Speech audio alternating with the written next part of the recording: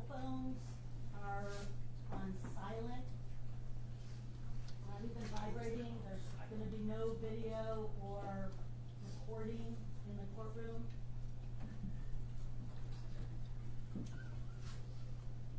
And hats off, you've got a hat on.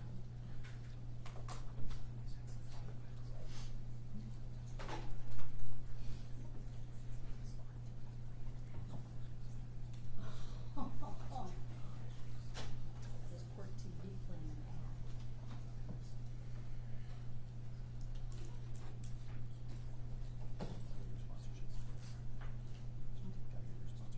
I guess so.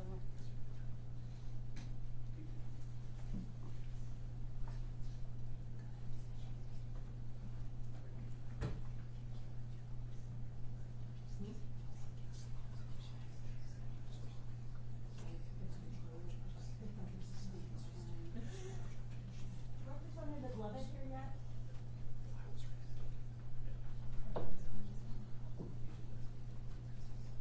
All please rise. Superior Court for the County of King is now in session. The Honorable Mark Larnaka presiding. Good afternoon. Please have a seat. If you would, just give me a few minutes to set up.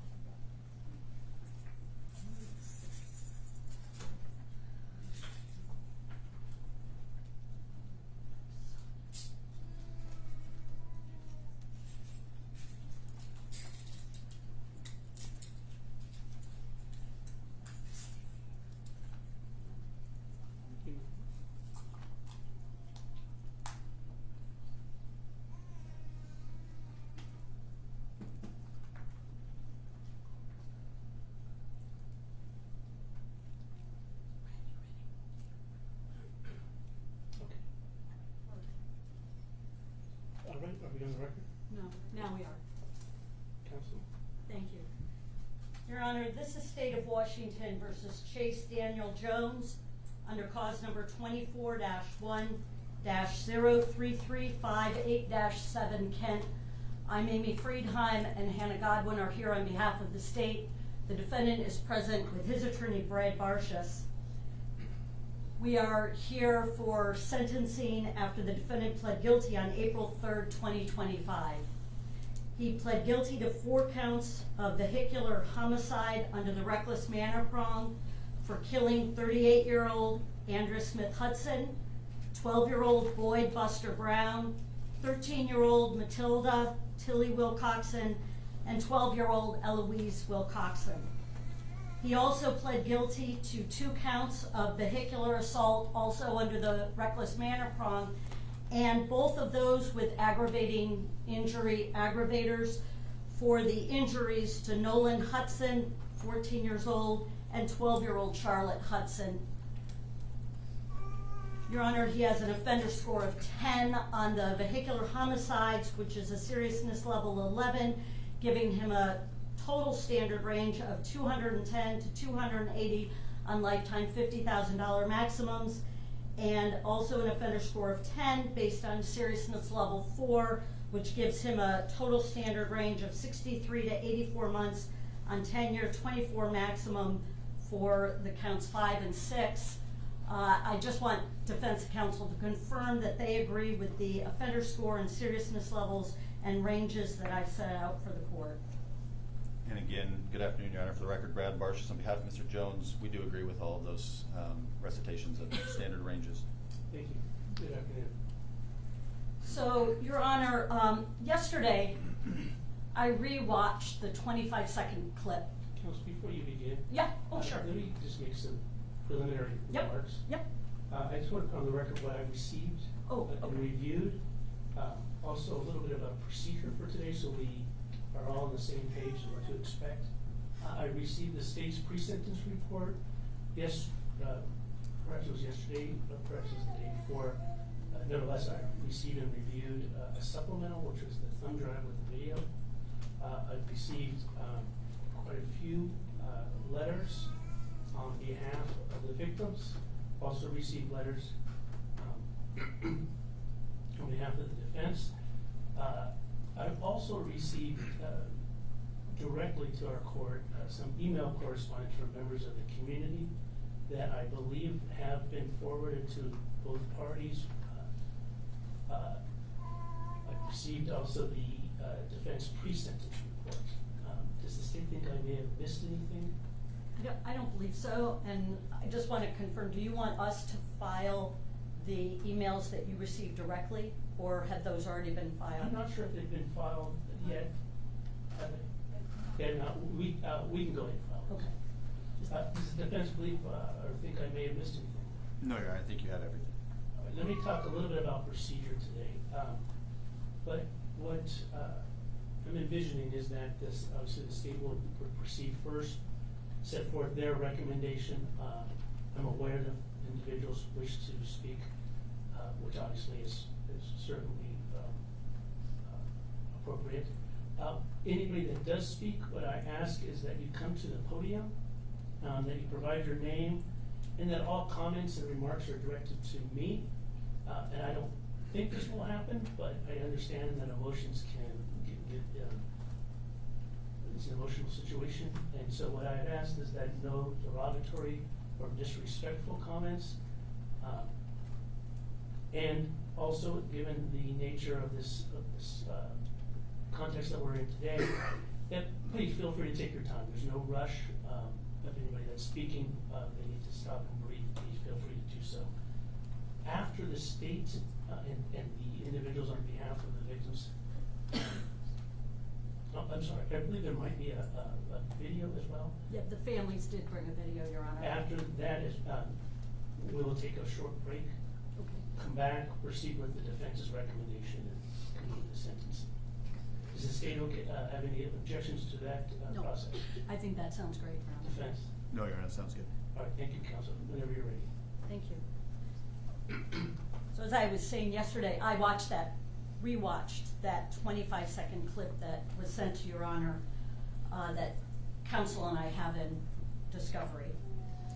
And I watch it. It is a very clear video of the intersection where this collision occurred. And you can see a vehicle pull up and stop at what is a red light. And a second later, you can see Andrea Hudson's van filled with 5 children pull up behind that car and stop at the red light. There is a southbound vehicle that pulls up and slows down and stops.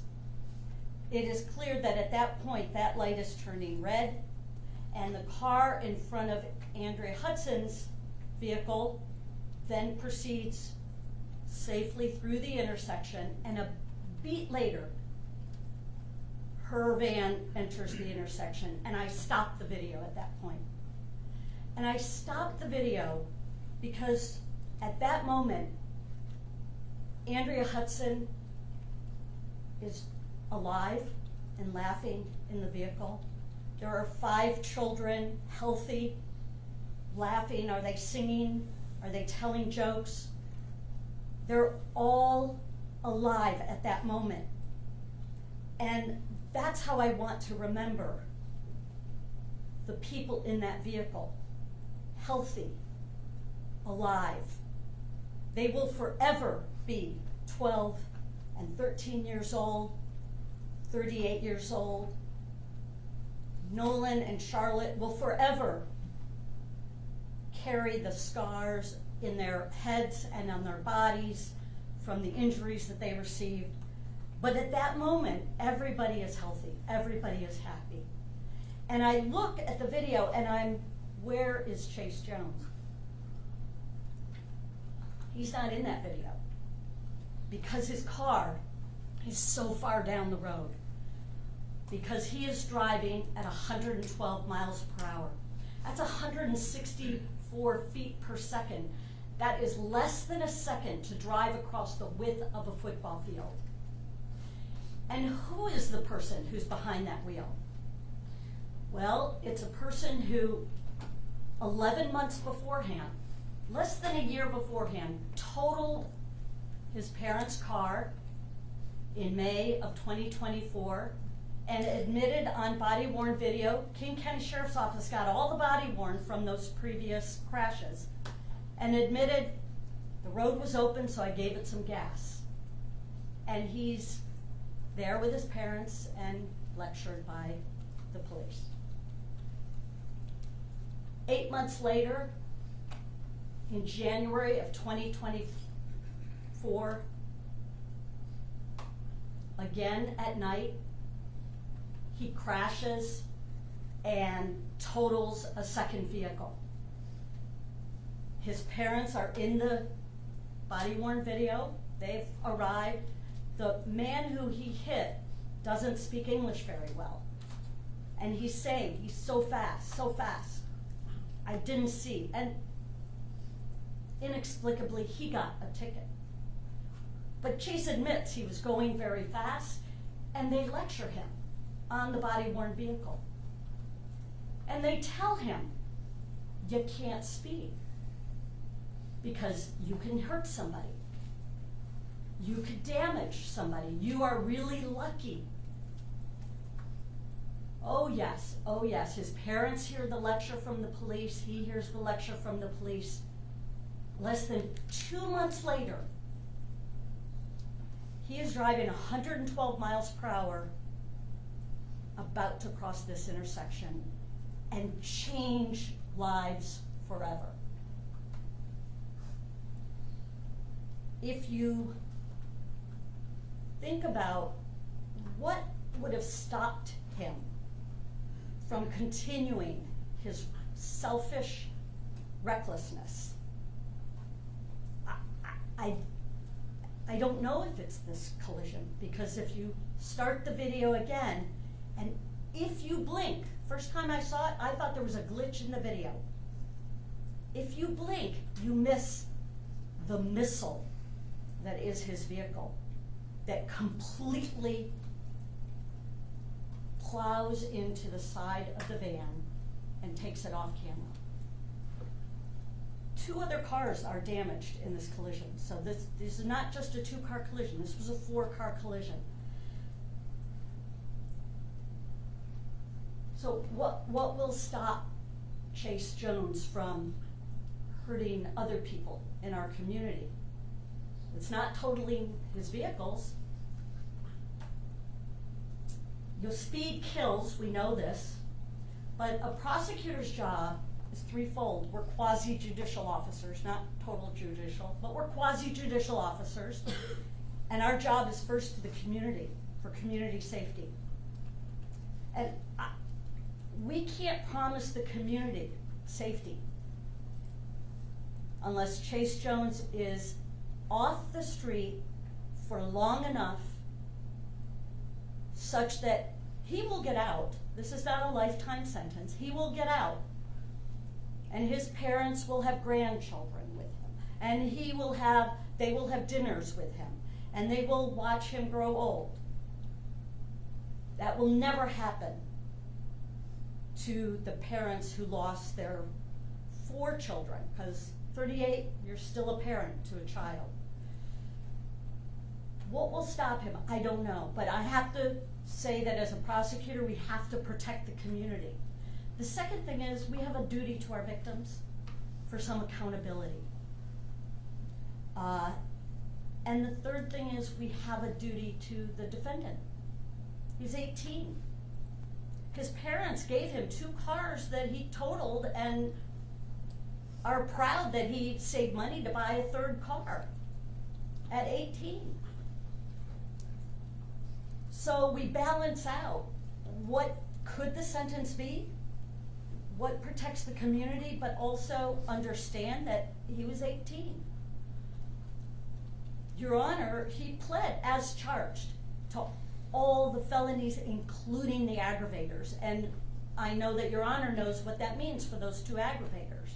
And that's why the defense pre-sentence report talks about youthfulness. We took into consideration that, and that's why we're asking that all of these counts be served concurrently.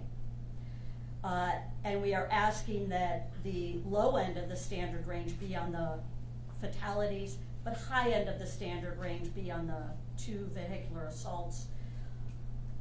Although they will all be served concurrently for a total of 210 months if Your Honor follows the joint recommendation. This is a violent strike event. It was extraordinarily violent. And because of that, there's 18 months of community custody. And on that community custody, the defense has agreed to several conditions, including that he not drive without an intelligent speed assistance device on active mode. Now, right now, on the governor's desk is Bill 1596. It was brought forward by Representative Leavitt after this collision, but not because of this collision. If the governor signs it, we'll be the 3rd state in the nation to have intelligent speed assistance devices in the law. That doesn't prohibit Your Honor from ordering one. The act on the governor's desk, though, was named by the Senate the BEAM Act for Buster or Boyd, Eloise, Andrea, Matilda. So there's a legacy that maybe out of this, other people will not cause the damage that Chase Jones has caused.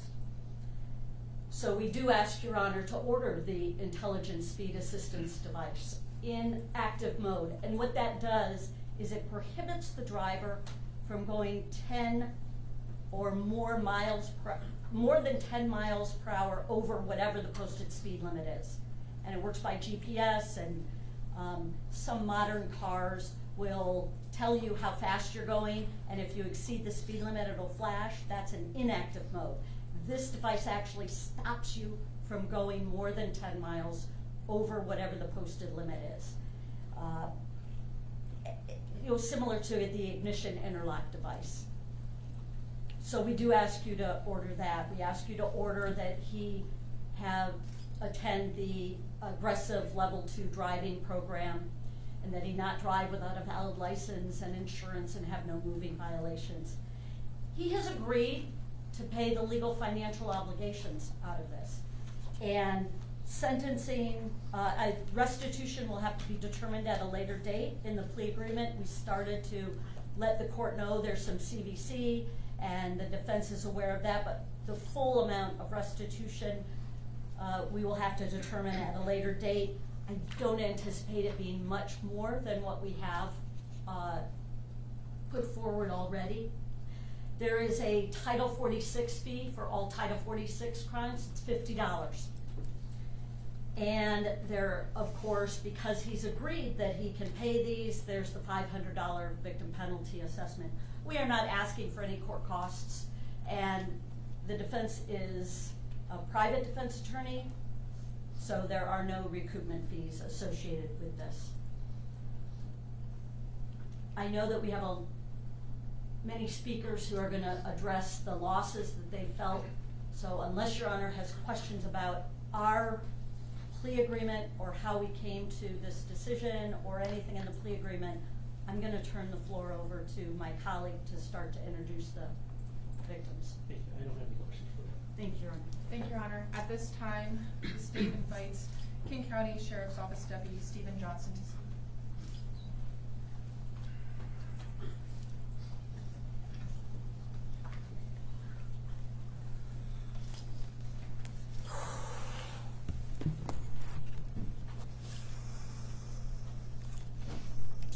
I want to say thank you to the court for allowing me to speak. My name is Steve Johnson. I'm a deputy sheriff with King County. Before I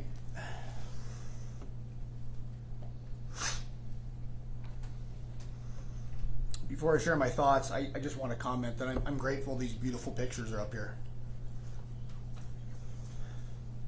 It's a good reminder why I wanted to come speak.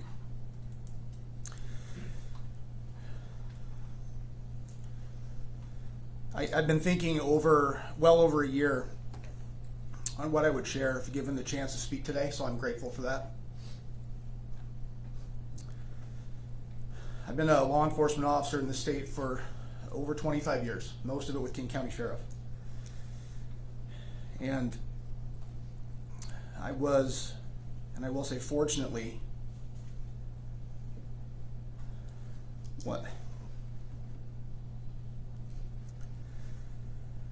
one of the officers that responded to this collision.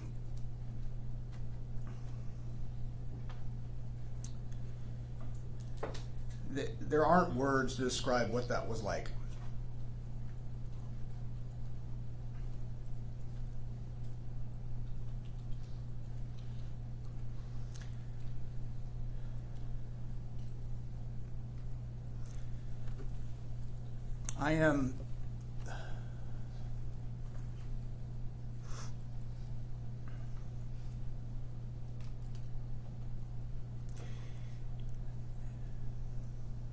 I only want to speak to what I know. One of my roles at my agency is I am one of the peer supporters for my department. I believe very strongly in the services that we can offer to one another at my agency. And I just want to take this opportunity to share how this has impacted the first responder community.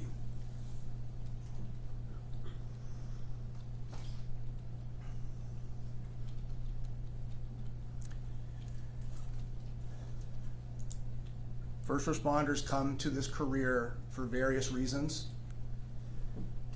Some come to help, some come to serve, but I believe there are common traits that run throughout. And I believe there are many of us that are drawn to this because we are meant to be strong and tough, but also balancing it with compassion.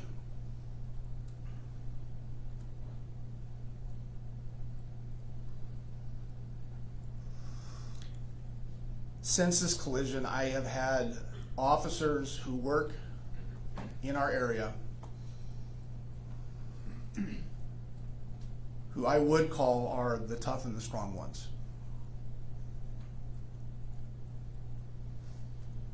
These are the officers who go into our communities every day, and they serve with courage every day.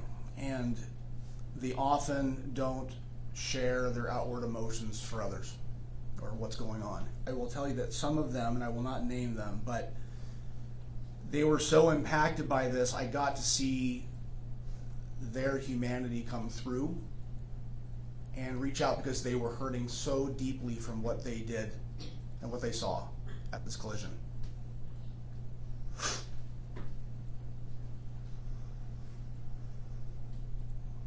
I was asked by many coworkers and friends and even some of my family what I would say today.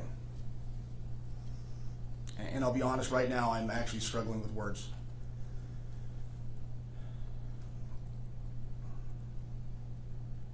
I think that it would be wrong for me to use this opportunity to speak about hate or anger or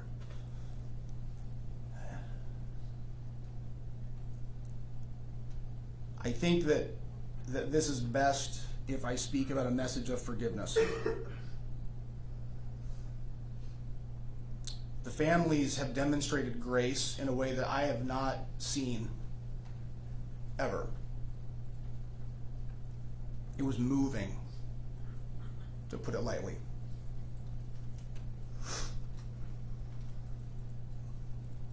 They've been very open about their faith. And I want to believe that's where they have found strength. And it has been inspiring for me and many others to witness that.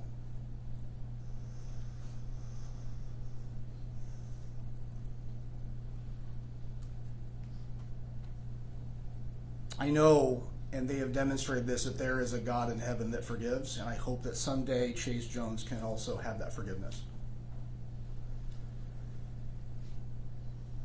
I don't know what it's like to lose a child.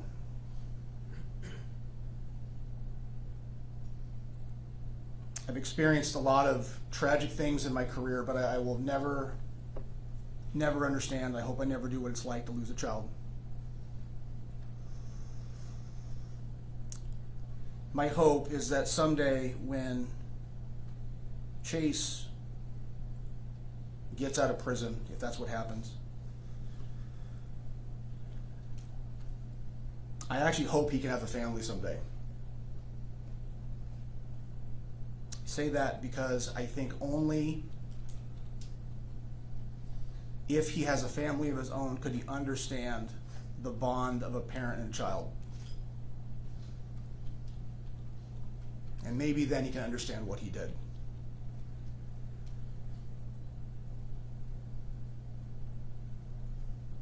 I appreciate your time.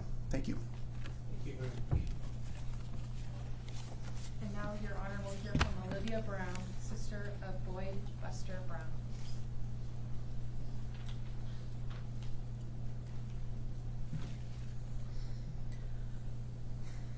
In the last year, I have considered driving to Chase Jones's home dozens of times. I have wanted to ask him questions. I have wondered, what is he like and what does he feel? Is he remorseful? Or does he just regret his choice on March 19th for its costs on himself? For the rest of my life, I will not know how to answer when someone asks me how many siblings I have. I will not play fiddle songs with my brother again, or bike around the neighborhood with him, or wash dishes while he loads them into the dishwasher. For the rest of my mom's life, she will mourn the boy she can no longer raise and watch grow up. My dad will never play basketball with his two sons on the court again. For the rest of his life, my brother Warner will live with the loss of his best friend and playmate. My little sister Nora may not remember the brother I love and know. She will never develop more of a relationship with him. We will live forever with a big hole in the room every time we gather. The Hudson children will never be held or comforted or taught or fed or put to bed by their own mother again. And for the rest of his life, Abe will live without his high school sweetheart and lifelong friend, lovely Andrea. And the Wilcoxsons have lost their eldest daughters. For the rest of their lives, they will have to live without Matilda and Eloise, who were some of the best girls I've known. As for Buster, Andrea, Matilda, and Eloise, they don't have any lives to live at all. Andrea will not raise her children. Buster, Matilda, and Eloise will never have families of their own. Considering this, I cannot see how any sentence Chase receives could make up for these losses. How could Chase have known what we would lose as he put full weight onto his gas pedal?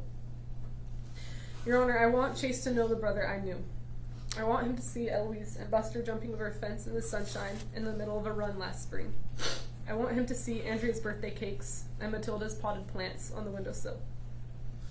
If I was the judge of this trial, I would sentence Chase to watching the recordings of the 3 funerals and revoke his license for life. I'm not sure what amount of jail time will change him for the better and not the worse, but it is most important to me that he doesn't go behind the wheel and that he lives differently. I pray that Chase's sentence will push him in a positive direction. And finally, I pray for you. I cannot imagine being in your shoes, Your Honor. I cannot imagine a more difficult trial or complicated circumstances. But in the end, I pray that you will be guided to the most merciful and just sentence, even if that pushes what is traditionally accepted in American courts. Thank you. Thank you. And now, Your Honor, we'll hear from Jaron Brown, father of boy Buster Brown.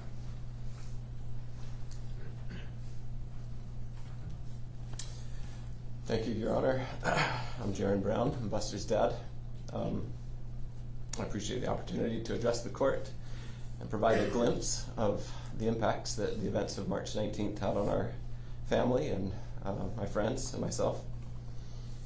I've seen the future and know that a lifetime of grief awaits my wife and me. I lost my own father when I was a baby, and I grew up hearing stories about my dad from my grandmother, his mom. To her dying day, 40 years after the plane crash that killed her son, she would get teary and weepy recounting stories of her son. And that's the future that my wife and I have in store for ourselves. To our dying day, we will carry that grief and pain. I don't think I'm stretching the truth too much to say that by nature I am and always have been a pretty cheerful and optimistic person. The events on March 19th, 2024 have introduced a new word into my regular life, and that's hate. I hate Tuesdays. The crash happened on a Tuesday. I hate the 19th of every month, regardless of what day of the week it is.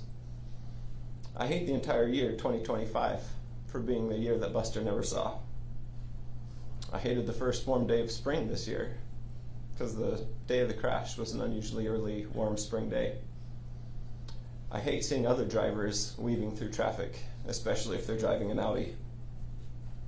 I hate driving through the intersection of 192nd and 140th, which I do almost every day, and looking at the exact spot where Buster, Matilda, Eloise, and Andrea had their lives taken. I hate that my 2 closest friends of the past 10 plus years have had their families shattered and have had walk the same difficult path with me. I hate that my now 4-year-old will never have more than just a small handful of memories with her brother. I hate not being able to promise a worried 11-year-old that I'll come back when I leave the house, because I can't make that promise. I hate that my older son lost his best friend in the whole world. And I hate that next fall, when my oldest daughter, who just spoke, leaves for college, that her departure won't be the last day that our family spends together under one roof. I absolutely hate coming home from work and finding my wife alone in the bedroom, looking at pictures and crying for her lost son. There's one thing that's curious about all the hateful experiences I've had over the past year plus, and that's that the one thing I don't hate is Chase Jones. I can only attribute that to having been the subject of many thousands of prayers on my behalf for healing. I aspire to forgive him, but to be honest, I don't think I'm all the way there yet. I do know it brought me no pleasure on the day of the plea hearing to see him handcuffed and led away from his own crying mom. regardless of how I feel or don't feel towards Chase, I recognize that accountability and justice and deterrence are bigger concepts than my own personal feelings, and that our community and society can't function without holding up those important ideals. Thank you. The court will now hear from Jessica Brown, mother of Boyd Buster Brown.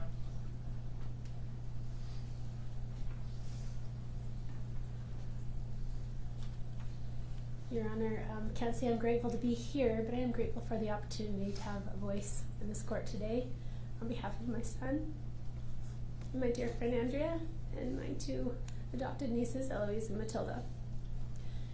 The actions of Chase Daniel Jones have greatly impacted mine and my family's life. I feel like I lost not only Buster, but myself that day. I used to be a reliable, active participant who showed up with a willing heart and shared disposition in my various communities that I was a part of. Now what I have to offer feels like an empty shell of a person who has no bandwidth to spare. I've had trouble sleeping since the crash, often being woken up by the sound of racers in the valley, which brings immense feelings of anger and pain to the forefront and makes it hard to fall back asleep. My view of the vulnerability of life and anxiety for my children's welfare has gone up tenfold. When my teenagers say goodbye and drive away, I worry every time now that they might get hit. When they have been driving somewhere and call my phone, a part of me wonders if this is the moment where they tell me that they got in an accident. I see Chase's speeding Audi in my mind every time I turn left out of my neighborhood and imagine him running into me. For a long time, every time I heard sirens, the horrific crash scene would pop up in my mind as if someone had turned on a projector in my head that I can't switch off. I imagine it'll take a lot of therapy and the rest of my life to really work through some of these hard things. One of my daughters, as Jaren mentioned, who used to happily babysit her younger sister, is now afraid to be left alone. If I have to leave, even only for a short time, she cries and asks, "How do I know you'll come back, Mom?" I can't honestly say to her the comforting words I so often used to rehearse to her, sung by the cartoon character Daniel Tiger, who was saying, "Grown-ups come back." That's certainly not something my dear friend Abe can say to his kids anymore, because their mom didn't come back. My son Warner, who was there by my side to witness the unimaginably sad scene of the crash, hardly spoke for 3 days after finding out that his brother, his second mom, and his two dear friends were killed, and that his other two friends were in critical condition. He just walked around our house with a blanket wrapped around his head for those 3 days, wandering in a daze from room to room. He slept on his older sister's floor for 4 months because he couldn't bear to go back to the room he shared with his little brother and best friend. I've watched my oldest daughter struggle with feelings of sorrow and isolation as she goes through her senior year, a year that's typically supposed to be fun. I have often heard her in her bedroom crying at night in the dark when she should be sleeping peacefully. Even my 4-year-old, who was only 3 at the time, gets sad and will ask me from time to time questions like she asked last night when I was tucking her in, "Mom, did God want Buster to die?" That show me, even though she's little, the impact on her is still profound. No 4-year-old should have to ask these hard questions. The weeks and months that followed the crash, I watched my cheerful, adventurous, and fun-loving husband turn down opportunities to engage in the hobbies he used to love. He became more lethargic, apathetic, and down than I've ever seen him. He even got sick for about 6 weeks with pneumonia. He was sicker than I've ever seen him in his life, and I believe it was due to his stress and grief. Your Honor, these descriptions are just a window into the impact on me and my family, but don't even speak to the impact of a future without Buster. The future where he would be getting a license, going on a first date, serving a mission, getting married, and one day becoming a father, which he was so excited to do one day. Nor do they speak to the impact the crash has had on the Hudson and Wilcoxson family. Your Honor, I don't envy your position. I don't know what the right thing is to do. I've grappled with it. I've rewritten this about 10 times. But knowing that prisons don't have a great track record of changing people for the better, rather than advocate for an extended period of jail time, I'd like to advocate for 2 things. First, that part of Chase's sentence is watching the funeral videos of all 4 of the beautiful people his speeding killed that day. And second, I don't even know if this is possible, but that his license be permanently revoked. May the grace of God be with you as you make this decision, and also the grace of God be with Chase as he's held accountable to the consequences of this sad tragedy. Thank you. Your Honor, will now hear from Chase Wilcoxson, father of Matilda and Eloise Wilcoxson.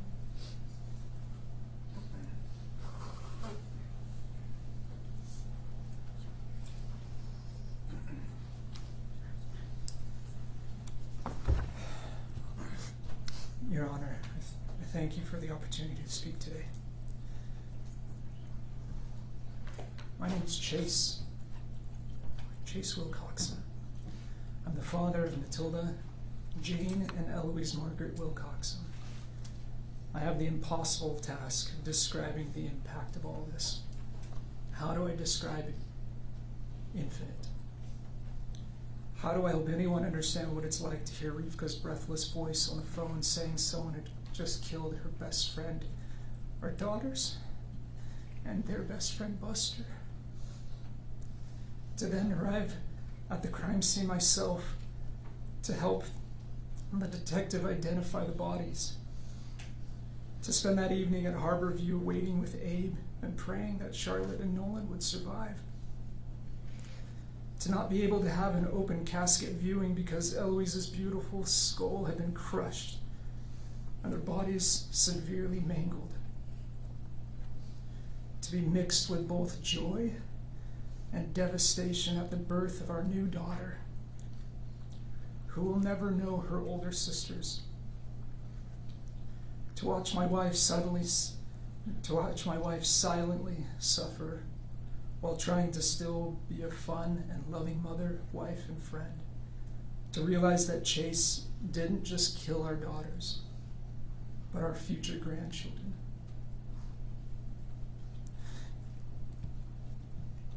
And their children, and so on. To wake up every day realizing that the nightmare is real. And all of this is only the impact on us. What about the lives that each of the dead should be having right now? Matilda and Eloise should have decades of their life left to live, and experiences to have. A first kiss, falling in love, getting married, raising children. Thousands of people they could have befriended, loved, and influenced for good, as they often did. He will never know what it's like to look into Matilda's giant, deep hazel eyes, or be inspired by Eloise's daringness despite her natural anxieties. He'll never understand what important leaders they were in our family, how lovingly they cared for their special needs brother. He has no idea what it's like to hold his own child tightly and feel their heart beating in their chest. How could he? How do I describe infinite impact? It's impossible. Chase Jones has destroyed our lives. This was no accident. This was no dumb mistake. 112 miles per hour, no braking, no swerving. But despite all of this, I do not hate him. I take no pleasure in his suffering. The only thing holding us together is our faith in God and hope in Jesus Christ. There is good that can come from this situation if he finally learns and is allowed to take responsibility for his actions. I have faith that the power to truly change can be his if he chooses. But it is apparent that he needs guidance in that process, and it isn't going to happen without some pain. I'm far from a perfect parent, but even I know that shielding your children from consequences is like building volatile pressure. If you don't let the pressure release with small consequences, it builds and builds until a catastrophic conclusion like the one we're in now. We are here today at least in part because Chase Jones was allowed to continue his destructive habits without consequence. Your Honor has the unenviable responsibility to arbitrate between justice and mercy, to rightly balance Chase's consequences. Like the parent he desperately needs, you must decide how best to help him reform. I don't want another life destroyed. There's already been too much of that. I do want Andrea, Matilda, Eloise, and Buster to be as real as possible in his mind. Inevitably, their abstract thoughts to him, he didn't know them. Perhaps you could order him to watch each of the recorded funerals, or review the body cams of the first responders that day, or review the autopsy files and pictures. Anything to remove abstraction. You could help the community by ordering him to speak to other teens about the dangers of racing. You might also consider permanently removing his privilege to ever drive again. I want consequences for Chase, not because of hate or vengeance, but because those consequences are necessary for his change. These consequences should be designed to help this process and to send a message to the community that we do not tolerate this sort of disregard and disrespect to human life. Thank you. And now the court will hear from Rivka Wilcoxson, mother of Matilda and Eloise Wilcoxson.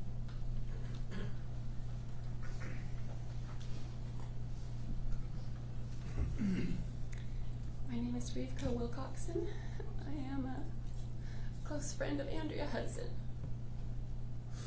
and Buster Brown, and the mother of Matilda and Eloise Wilcoxson. For the last several years, my husband and I have deliberately constructed our family life to be in close association with these families, the Browns and the Hudsons, for many reasons, foremost among them being the diligent and adventurous, faithful and kind influence of Buster Brown. We want our sons to grow up to be like Buster. And the loving, playful, creative, and gentle influence of Andrea Hudson. We want our daughters to grow up to be like Andrea. I want to grow up to be like Andrea. These people are family to us. And Matilda and Eloise, from the moment we learned that we were expecting them, they have lit up our lives. They've been important leaders in our family of 7 children. They've brought us and countless other people so much joy. We were quite young parents, and we grew up with them in many ways. These 4 people loved and created beauty and goodness, and we feel their absence constantly. The loss of any one of them would have been devastating. The loss of all of them at once is unspeakable. Merely as an observer, my heart is broken over and over again as I watch my dearest loved ones bitterly grieve these losses, especially my sweet friend Jess, and Jaron and their children, and Abe, his children, and my husband, whose world revolves around his children. As a mother, the instinct to nurture and to protect the life that I created in this body is still there, even though my children aren't. My longing for them is like a heavy, cumbersome burden that I can't put down. It's always in the way, making everything feel difficult. The evening before the crash on a family bike ride in the sunshine, Matilda and Eloise were bickering over who got to pull the bike trailer, carrying their little brother Peter, who has a genetic disorder and can't ride a bike. I'd give almost anything to hear them bicker with each other again, to hear them singing and laughing with their little sisters, Blythe and Esther, for them to wrestle their little brother Hugh, for them to know their baby sister Georgia, born 6 months after the crash. Give anything for the comfort of knowing that they'll be there for Peter when his dad and I aren't. for a family photo with all my children together. We belong to each other, and we belong together. Their lives are unspeakably precious, and not just because they're our children, but because they're God's, as is Chase Jones. And I would like him to know that while nothing I can say can absolve him of responsibility for his actions, I do forgive him. But he is loved with a perfect love. This is not the end of his story.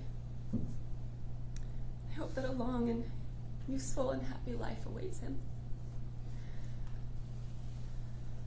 Your Honor, I don't envy your task today, and I don't have a recommendation for you. I think it's regrettable that there's currently no legal avenue to prevent someone who has taken 4 lives with a vehicle from ever operating one again. I consider driving a privilege and not a right, and that would seem to me a fitting consequence. But perfect justice isn't possible in this world, and I hope that going forward we can all just take more seriously our responsibility to be our brother's keeper, to encourage and nurture one another, especially our youth, in love and in truth. No sentence that you pass can restore Nolan and Charlotte to their former health, or our children, or Andrea, or Buster. That reunion will have to wait, and in the meantime, my only hope of peace is in the Prince of Peace, Jesus Christ. Thank you. The court will now hear from Ted Smith, father of Andrea Hudson and grandfather to Nolan and Charlotte.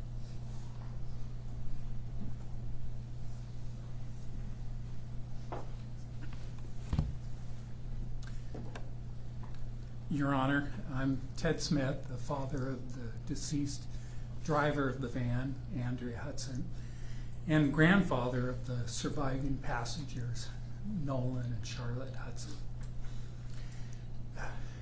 In a bit, you're going to all see wonderful videos of the 4 deceased, and you'll see what we've all been talking about. Andrea was happy and loving. She was an educated young mother and wife with a calm, confident smile that touched everyone. And she had a contagious laugh that you'll hear.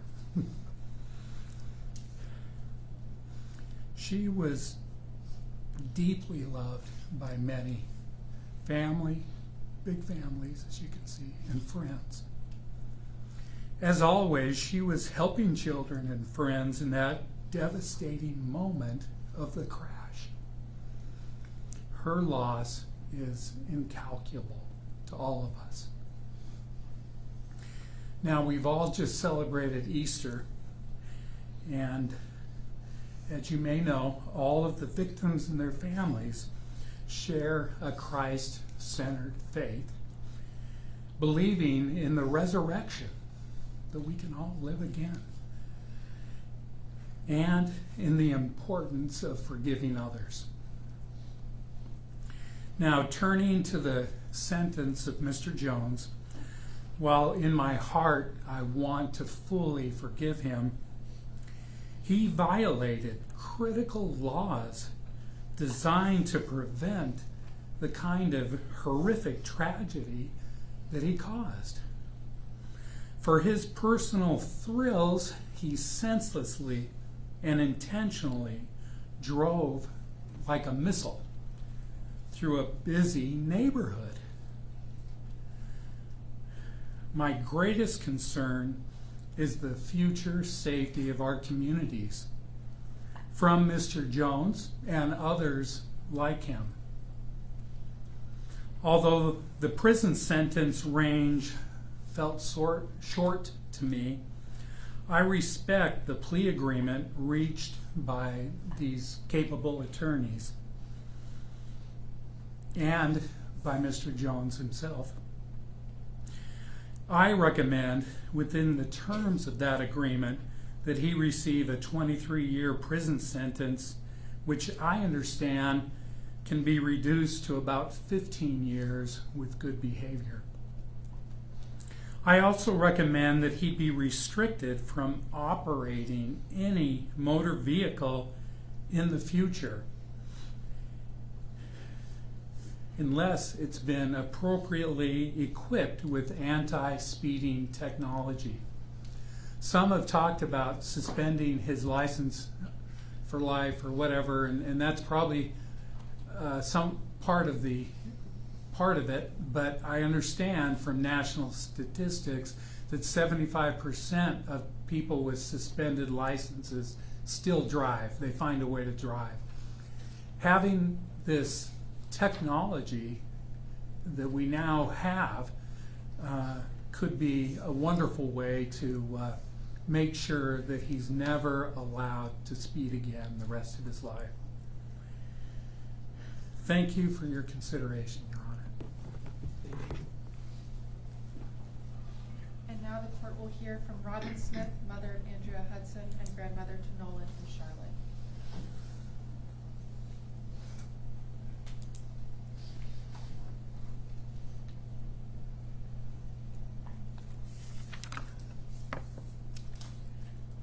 Your Honor, I'm Robin Smith, the mother of Andrea Hudson and the grandmother of Nolan and Charlotte Hudson.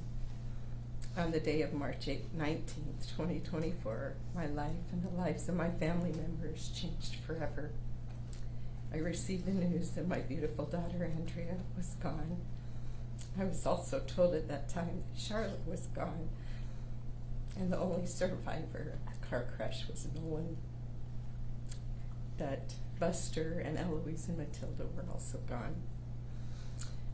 A couple hours later, we were informed that Charlotte was alive. Never could I have ever imagined a tragedy like this happening to our family. Nolan sustained some very serious physical injuries, and Charlotte a severe brain injury due to the crash. I have no words to describe the loss of Andrea being gone from my life. My heart is broken, and my heart aches for her every day. I miss her smile, her laugh, our conversations. I miss having her at all our family gatherings, and we have quite a few. I miss her walking into the kitchen and saying, "Hi, Mom." My heart aches for my children and for the Browns and the Wilcoxson families. It aches for Abe losing the love of his life and his best friend, and it aches terribly for my 3 grandchildren who have lost their mother. She brought so much joy into their lives. She was a peacemaker. She was an extremely kind and patient. She had a quiet strength about her. She was full of poise and grace. She loved to create things, and she loved to make her home beautiful. A beautiful environment for her family. She loved all her family, but Abe and her children were her life. They were her top priority, and she loved being a mother. Her family was her life. No one in the world can replace her. We all try to fill the void for the grandchildren the best that we can, but it cannot be completely filled without her. She was their everything. She was their light in the darkness. She was their hope when they were fearful. She was their calmness when they were anxious. And she was their joy in times of stress. She was the heart of their family, and she was their love. And they were the loves of her life. I feel the loss of Andrea every time at our family gatherings, when I look at her children, when I look at Abe, when I look at my children, when I'm in her home, when I want to get her advice, when I use avocado cooking spray, when I wear my red shoes, when I look at family photos, when I see a rainbow, And the list just goes on and on. There are so many lives that have been shattered by this incident. I know Chase Jones' life is severely affected too. My heart goes out to Chase Jones and his family, and I pray for them. I want Chase Jones to have a good life and a beautiful life. I personally don't want to see him go to prison. I don't think prison will help him improve his life. I wish there were some other way he could be held accountable for his actions. I know that we have to be held accountable for our actions, and I don't know what the answer is. I understand there has to be accountability, and I don't want to see this happen to another person or another family. I feel that if he maybe had been accountable in any of the earlier collisions, maybe that would have helped him, and maybe it would have prevented this terrible tragedy. I want to tell Chase Jones that I forgive him. In no way does this make the life of my daughter, Andrea, or Buster, or Eloise, or Matilda insignificant. But it helps me to have peace in my heart. And I want to be able to help my family. And by forgiving, I feel like I can have this peace, that's the way that I can create a beautiful life for my family. My hope is to help my grandchildren to build a beautiful, meaningful life for themselves, full of hope and light and joy. I want to create new, wonderful memories for them and to keep the memory of their mother alive. I want to see beauty for ashes, as it says in the book of Isaiah. Thank you. And finally, the court will hear from Abraham Hudson, husband of Andrea Hudson and father of Nolan and Charlotte.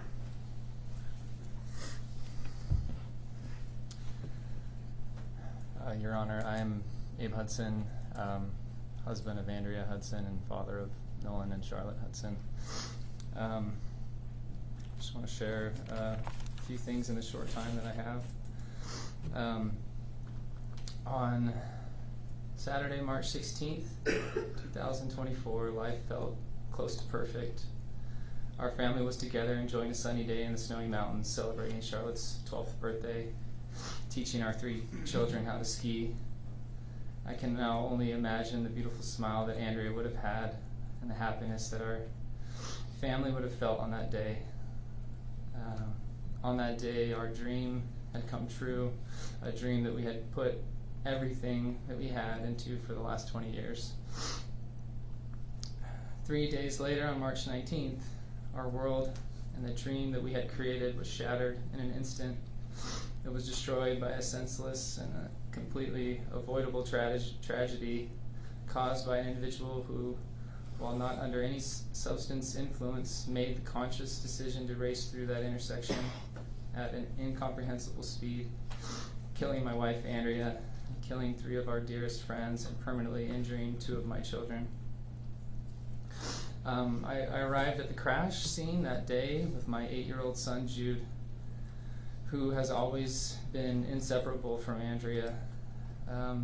Due to significant learning challenges, Andrea decided to homeschool him and our other 3 children. She dedicated her life to them.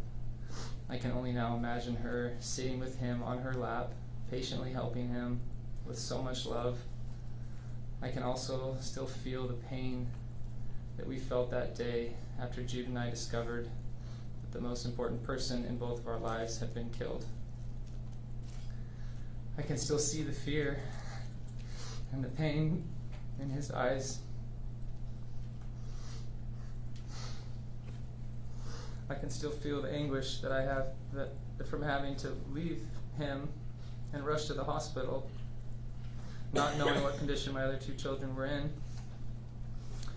That month that followed was worse than any nightmare that I could ever imagine. As I paced back and forth from my 2 children's hospital rooms, feeling completely alone and scared, not knowing if they would recover, if Charlotte would ever smile again or speak again, fearing what they might remember from the crash, the pain of having to tell them that their mother had been killed, while not being able to be with and comfort Jude at home. And unfortunately, that only scratches the surface of the impacts. There's no way in this short amount of time to begin to describe the pain that we had to endure and continue to endure, this pain and fear that we still carry and feel every day.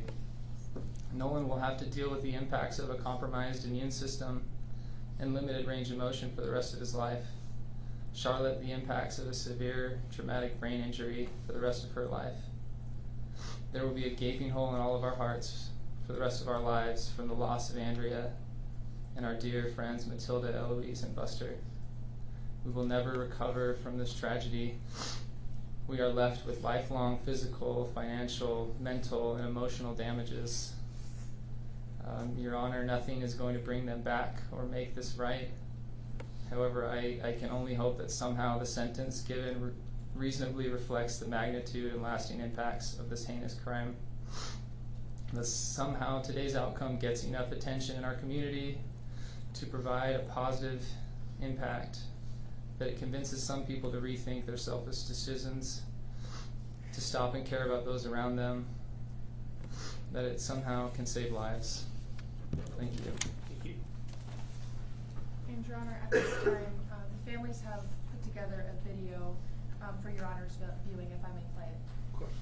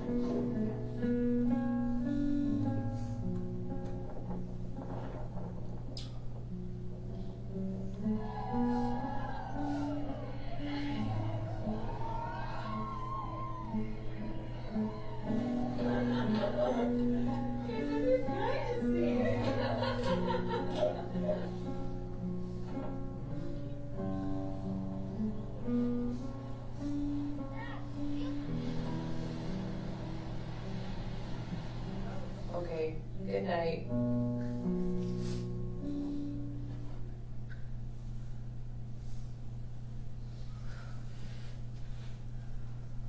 Your Honor, that concludes the state's presentation. Thank you. Why don't we take our afternoon break at this, nothing else from the state, is that correct? That's correct, Your Honor. Why don't we take our afternoon break and come back in about 15 minutes? We'll be in recess. Please rise. We'll be at recess.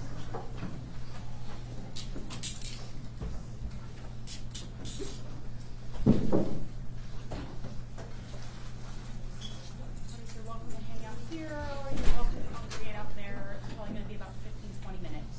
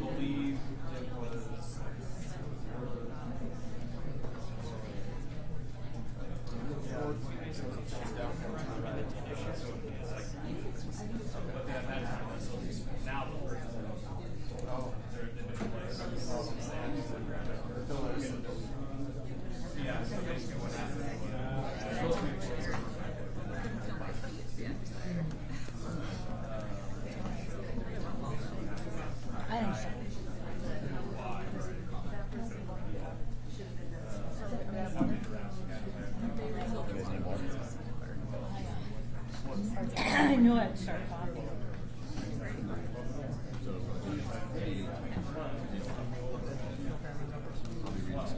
Okay. Oh, thanks.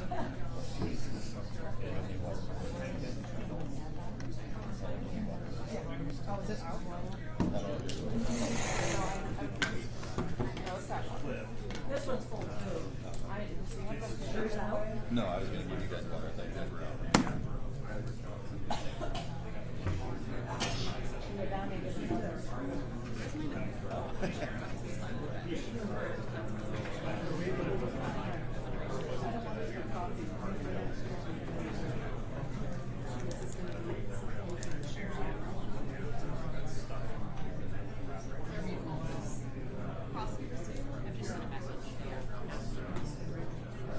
Thank you.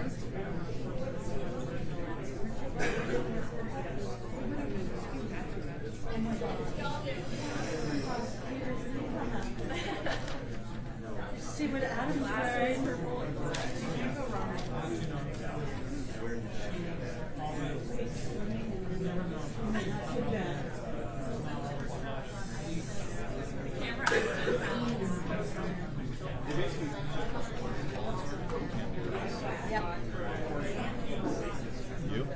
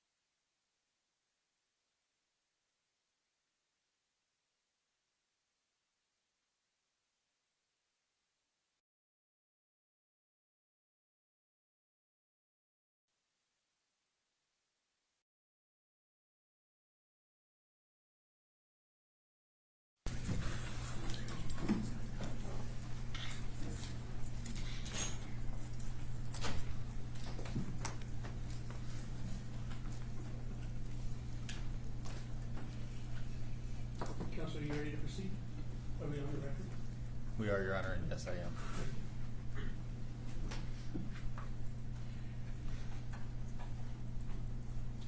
Your Honor, after seeing, hearing, and experiencing the state's presentation, the family's comments, everything that's gone on thus far, there's no question, and I've said it before, in sentencings such as these, that these types of cases are probably the hardest that a defense attorney has to deal with.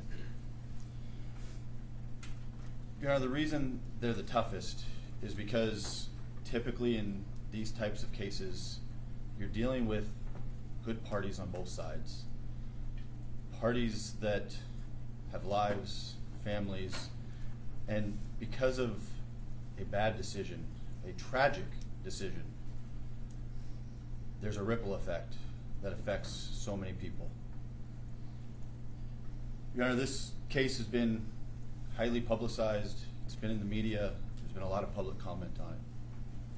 And one of the things I want to address that I've heard more often than not is that Mr. Jones has no remorse, that there's been no remorse shown by Mr. Jones throughout this case.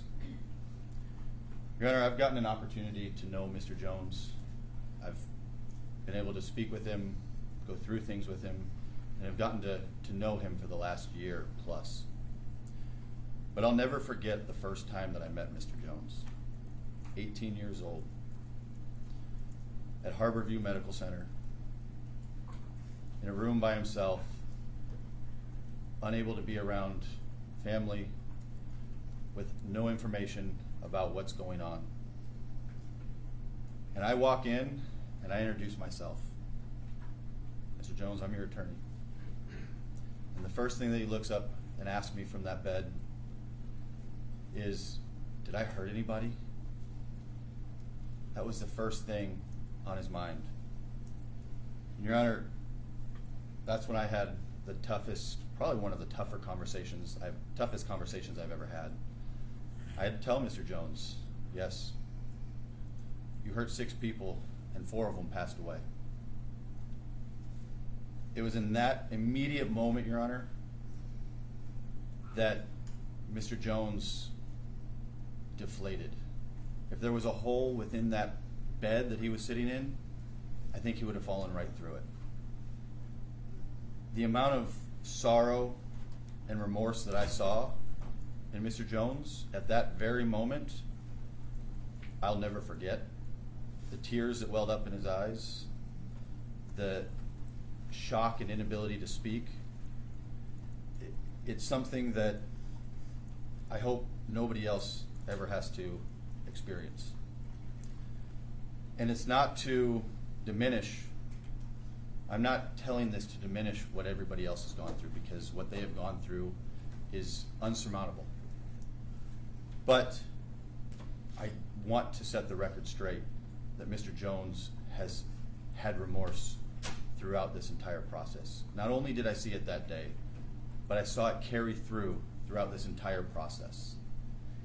He understands that he made the biggest, most tragic decision of his life.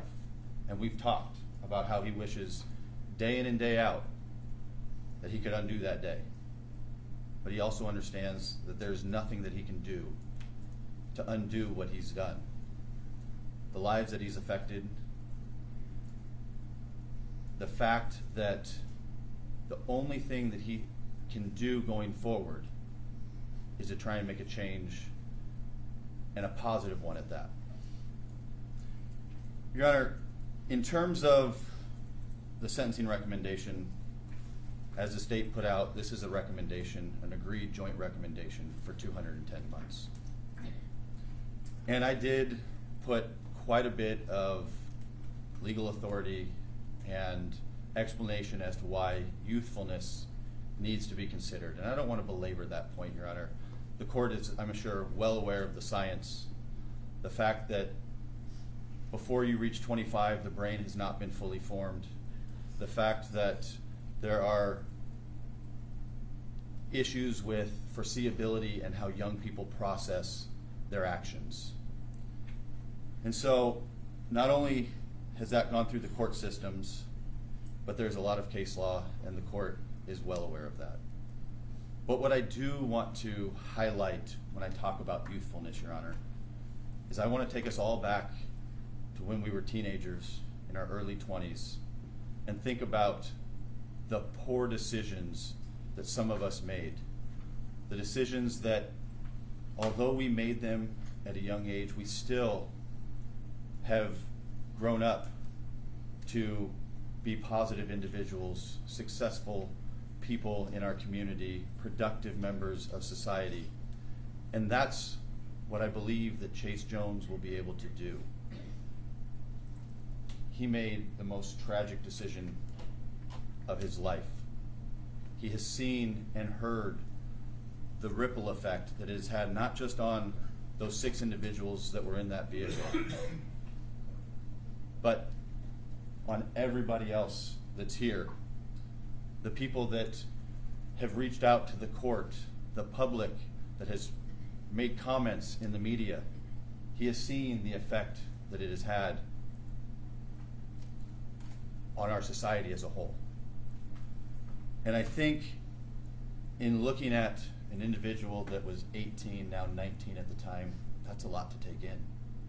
But it's somebody that has internalized it and processed it, and is going to be doing the only thing that he can moving forward, and that's to have a positive impact moving forward. Your Honor, 18, 19, there's a lot of time for him to change. There's a lot of time for him to have learned from his decision. There's a lot of time to become a good member moving forward. So, Your Honor, I would ask that the court follow this agreed recommendation, as I do believe it's appropriate in this situation. 17 years, 17 plus years, 210 months is a substantial amount of time. An amount of time that can give anybody an opportunity to reflect, change, and hopefully move on in a positive stance. If we think back to 2008, that's 17 years ago. I ask, think about the world back then, our lives back then, and how much change has occurred since. Now, Mr. Jones will have that opportunity, if the court follows the recommendation, to reflect and understand the need to change. And in 17 years, he will come out a different individual, somebody that has carried the weight of his actions, has learned from those actions, and will be able to have the ability to move forward to help others not make those same poor decisions. Your Honor, there's no words, and you heard many individuals from the families say that there's nothing that can bring back their loved ones. What I'm asking the court to do is follow the agreed upon recommendation. Allow Mr. Jones the opportunity to serve his 210 months, and then show these families that he has made those changes, that he has done everything he can to give them solace in his actions moving forward. Your Honor, I think the first step Mr. Jones has already taken. He's probably taken the most mature step of his young life. He came before this court 3 weeks ago and pled guilty to every felony count. At no point during our time over the last year did Mr. Jones ever say, "This isn't fair. Can you get me less time? Can we figure out a way to fight this?" He's acknowledged throughout this process that there will be consequences for his decision, and he is taking accountability and embracing those consequences, and will serve the sentence that this court imposes, and we ask that it be the agreed recommendation that the parties have put forward. Thank you. Counsel, I neglected to ask you, excuse me, I did receive a handful, quite a few letters on behalf of Mr. Jones. I wasn't sure if anybody was speaking on his behalf. It is obviously perfectly fine if folks do want to, and it's equally fine if they do not. Thank you, Your Honor. Your Honor, I know that my client's parents would like to be able to make a statement. However, after talking to them, both on the break and leading up to this, they have written a statement that they'd ask me to read for them. A statement for you to read? Yes. Okay. And I apologize, is that part of the materials that have been provided, or is it separate? No, it's separate, Your Honor. Thank you. And Your Honor, this comes from my client's parents, Dan and Kimberly Jones. Mr. Hudson, Mr. and Mrs. Wilcoxson, Mr. and Mrs. Brown, we want to start by expressing our sincere apologies from the bottom of our hearts for the loss of Matilda, Eloise, Andrea, and Buster that were caused by the senseless and selfless decisions our son made that day. No doubt this is an unimaginable pain, and if we could take their places, we would not hesitate. We pray for all of you every day. We pray for God to take us instead. We have grieved for your losses nonstop and will continue for the rest of our days. We have visited the crash site to lay flowers and place a memorial.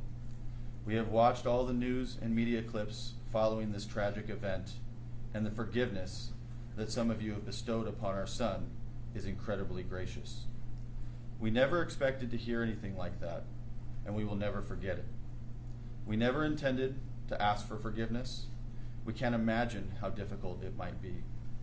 We have had a lot of time to reflect on what kind of parents we have been and where we went wrong, leading to our child's careless actions that cause great pain.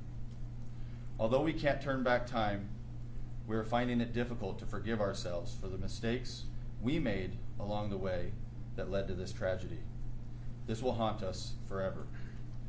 We regret that we haven't been able to contact any of you to express our condolences and apologies or visit their final resting places until now due to legal reasons. We still don't know how to navigate this and are unsure what to do. We hope that perhaps something good will come out of this somehow. Mr. Hudson, we apologize to you and your children for the loss of your wife and their mother. We also apologize to you for the physical pain that Nolan and Charlotte are going through. Mr. and Mrs. Wilcoxson, we apologize to you and your other children for the loss of Matilda and Eloise. Mr. and Mrs. Brown, we apologize to you and the other children for the loss of Buster. Sincerely, Daniel and Kimberly Jones. Your Honor, when it's appropriate, I do know that Mr. Jones would like to attempt to address the court. Okay, Mr. Jones, you're not required to say anything. If you wish to say something before sentence is imposed, right now would be the time to do that, but it's completely up to you.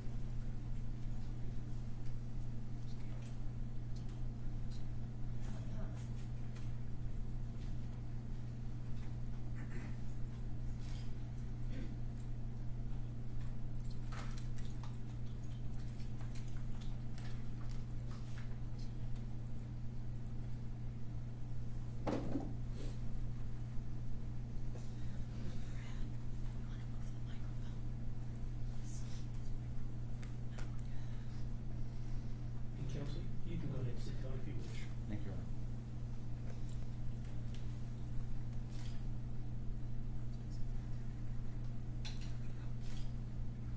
Take your time, Mr. Jones.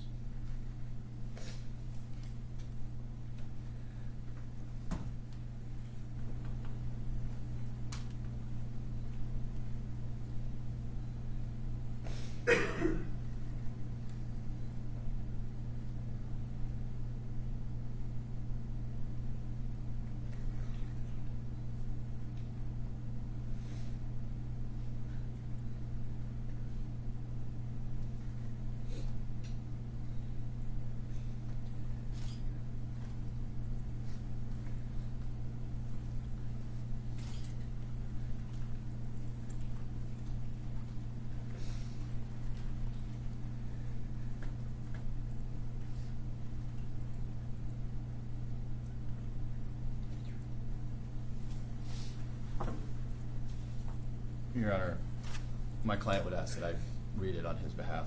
Understand. Mr. Hudson, Mr. and Mrs. Wilcoxson, Mr. and Mrs. Brown, I'm so incredibly sorry for the losses you've suffered and the damages I've dealt. I apologize for the unimaginable pain and suffering I've caused your families. I made poor and selfish choices by ignoring my problems, by speeding. Truth is, I was addicted to speed, but not because of an adrenaline rush or excitement or any of that. I used speed like a tool to ignore my problems. I used the pedal to put all my emotions into which turned out to be the biggest mistake of my life.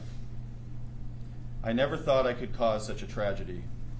Not only did this leave me with physical scars, but the mental scars every time I have been in a car since I feel terrified that any moment something could happen. I remember the accident. I remember the pain and how my body looked and how long it took before I could walk again.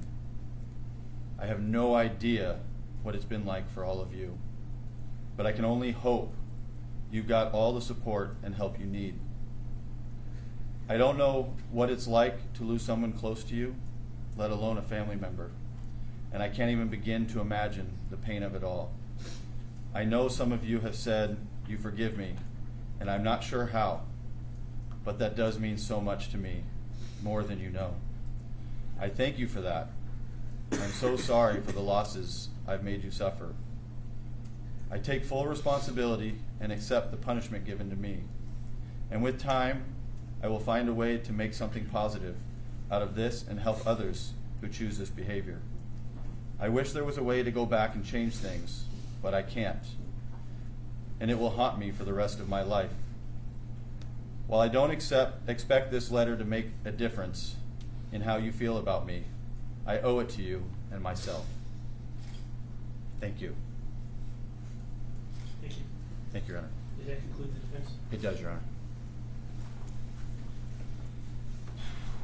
All right. We are here today because of a tragedy that should have and could have been avoided.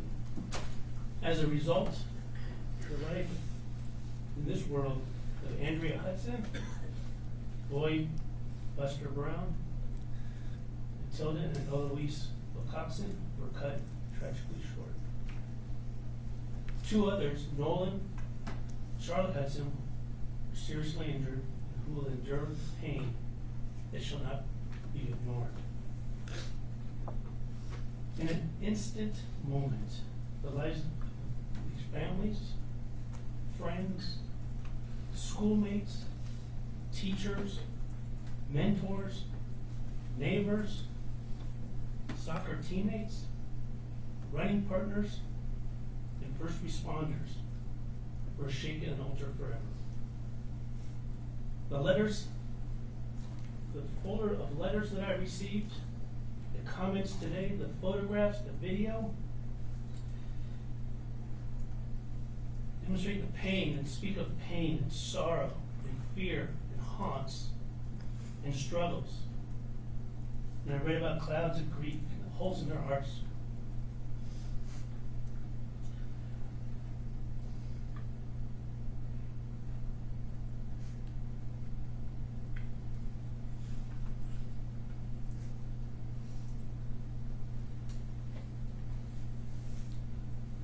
It is my job and task with imposing a fair and just sentence, and I'll try my best to accomplish that.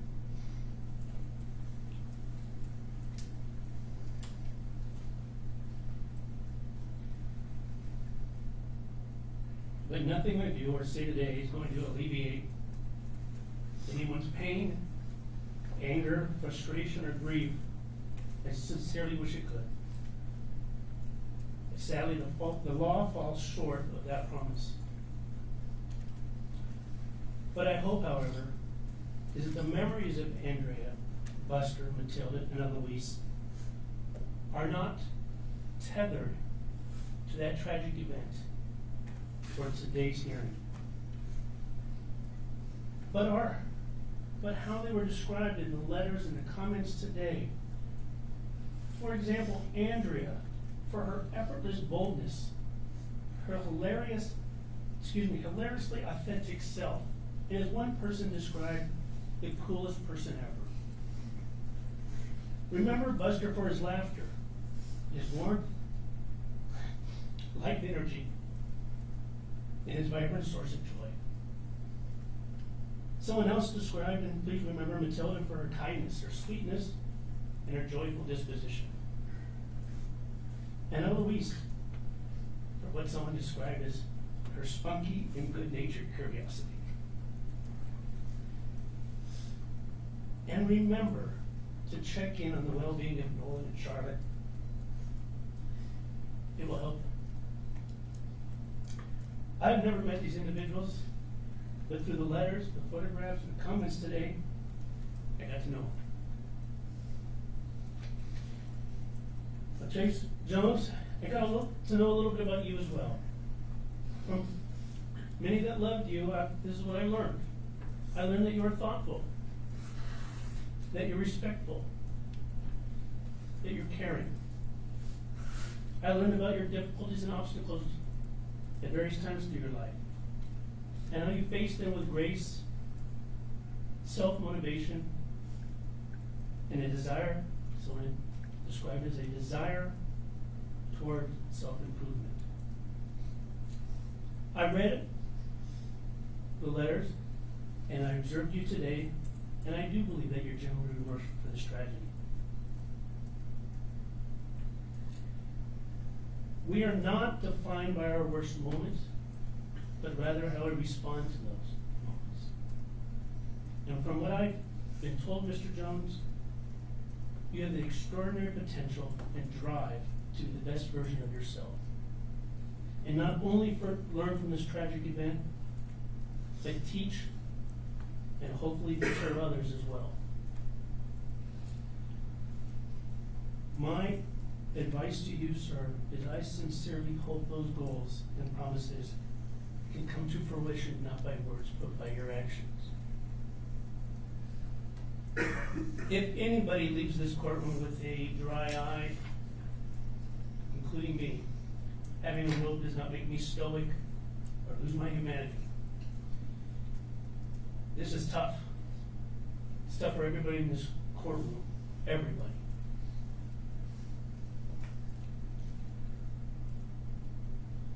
I'm obligated under the law to follow certain criteria, sentencing guidelines.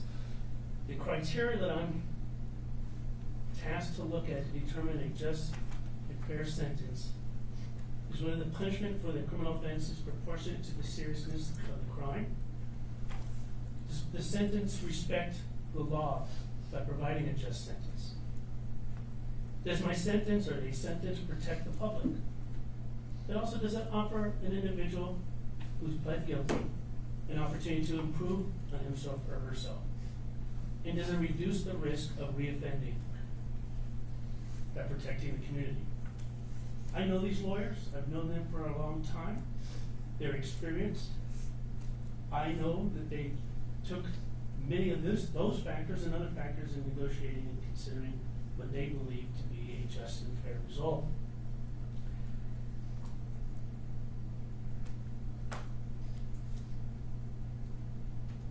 I am going to follow the agreed recommendation and impose the following. On counts 1, 2, 3, and 4, 210 months to run concurrent with each other and concurrent with counts 5 and 6. On counts 5 and 6, 84 months to run concurrent with each other and concurrent with counts 1 through 4. 18 months of community custody on counts, at all counts, that will enter in no contact with the families of Hudson's, Wilcoxson, and Browns. Restitution, with my understanding, is to be determined at a later date. Is that correct? That is correct, Your Honor. And what is your client's position about being present for a potential restitution hearing? Your Honor, my client would waive his presence. We'll impose the $50 Title 46 fee, the $500 victim penalty assessment fee,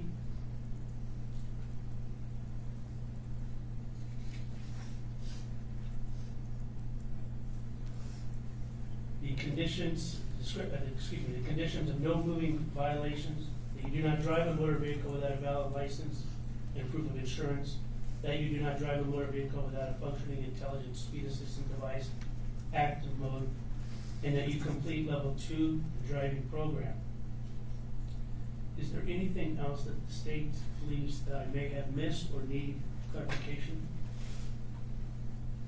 No, I don't believe so, Your Honor.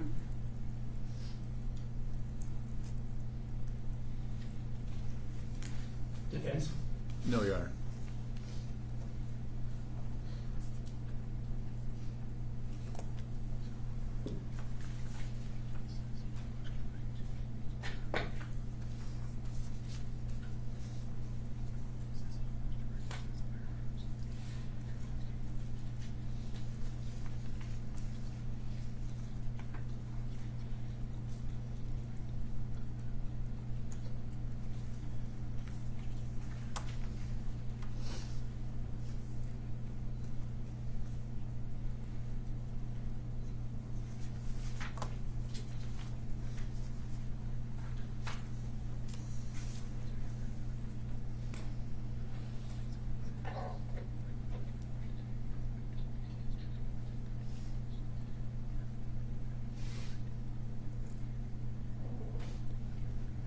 Just want to clarify, Your Honor, is waiving the court costs. We did not ask for those.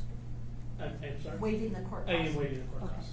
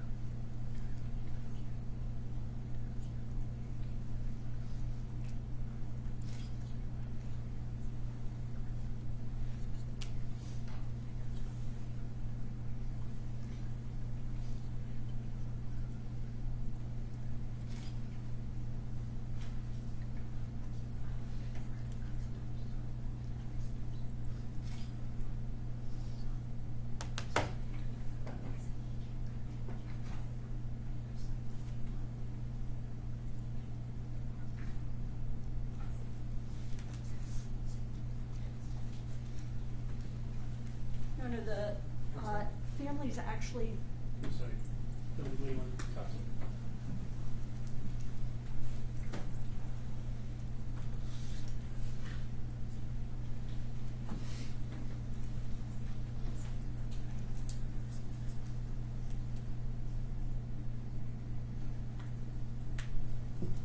families would wish to have you not order a no contact order. They are open to Mr. Jones Some contacting sort of them. justice? At some point, they are open to Mr. Jones contacting them, and they do not want the lifetime no contact order. Okay, I suspect the defense has no objection to that. Certainly no objection to that, Your Honor. I will not order, and that's for all three families? It's all three families, and if at some point there's some issue, we can always come Of before the course, court. of course.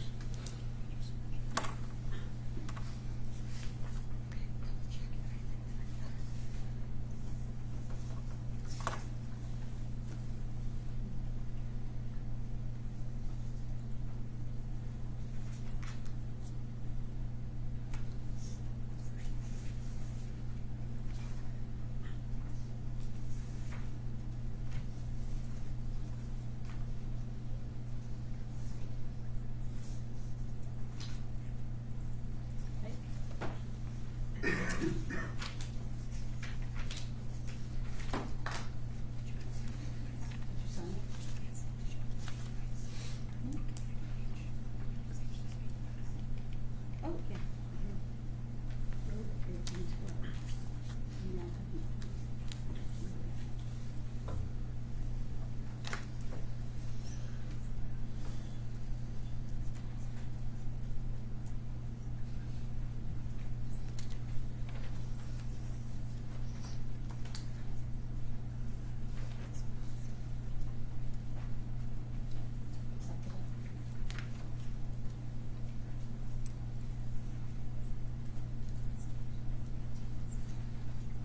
Yeah, thumbs up.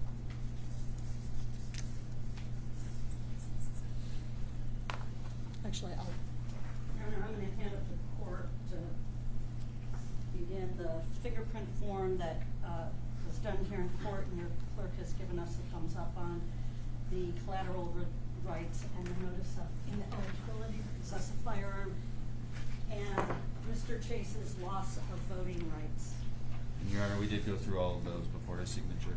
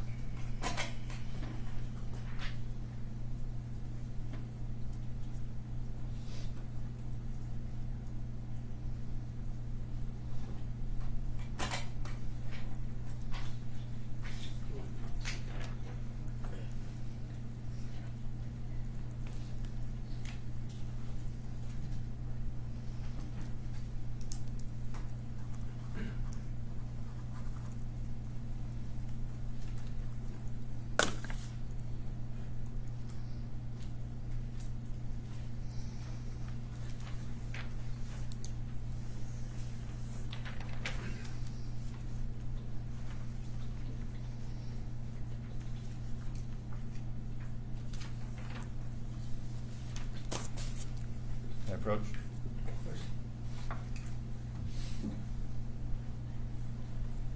And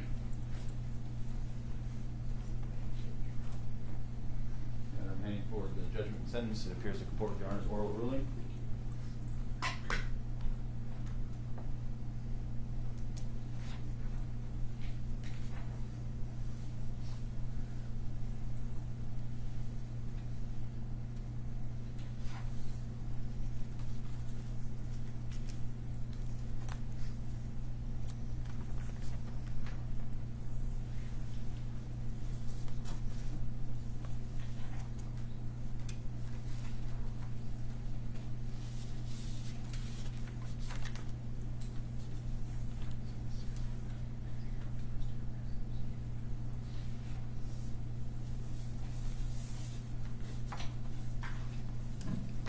Mr. Jones, before I sign this document, do you have any questions about the sentence that's been imposed? No.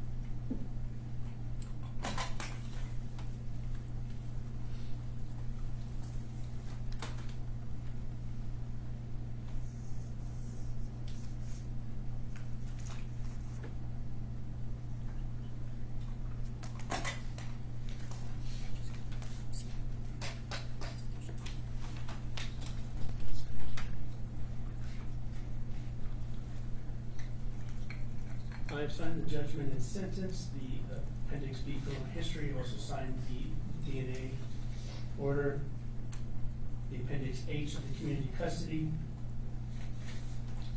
the notice of ineligibility to possess a firearm, loss of right to vote, and the fingerprint form. Anything else from the state? No, Your Honor, I will need to serve Mr. Jones with his notice of ineligibility to possess a firearm. Mr. Jones, you cannot be near a firearm. Washington law interprets that very broadly. Don't be in a house, don't be in a car, don't be near a firearm until a court actually signs an order and allows you to possess a firearm. You are losing your right to vote in this because of this while you are in the Department of Corrections. As soon as you are released from the Department of Corrections, you can register to vote and use that right, even when you're on community custody. It's just while you are in the Department of Corrections. And if that law changes, you'll know about it in the Department of Corrections. And I'm serving you with that notice. Receipt acknowledged, Your Honor. Anything else from the state? No, Your Honor. Anything from the defense? No, Your Honor, thank you. That concludes this matter. Best of luck to everyone. Thank you, Your Honor.